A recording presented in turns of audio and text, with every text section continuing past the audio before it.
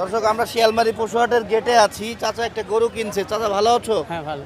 কয় টাকায় কিনলে বাছুরটা? 80,000। 80,000 টাকায়। দাম কত চাইছিল ব্যাপারী? ব্যাপারই 90,000 চাই হলো। পরে টানাটানি করে দাম দর তো? হ্যাঁ 80,000 টাকা কিনলাম আমি। 80,000 টাকায় কিনলে? আচ্ছা আচ্ছা। কি গরু কিনে সন্তুষ্ট? হ্যাঁ বাজার কেমন? বাজার কি বেশি এখন? বাজার এখন একটু চাঙ্গাই। চাঙ্গা বাজার।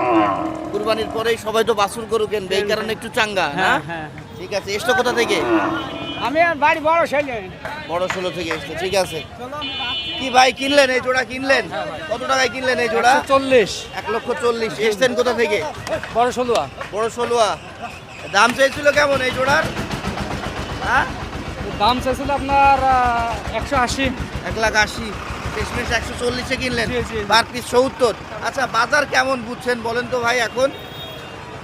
বাজার মোটামুটি ভালো, খারাপ না বুঝছেন। মোটামুটি কি ক্রেতাদের জন্য ভালো না বিক্রেতাদের জন্য ভালো? ক্রেতাদের জন্য ভালো। ক্রেতা বিক্রেতা দুইজনের জন্য দুইজনের ভালো। ভালো, ঠিক ঠিক আছে, ধন্যবাদ।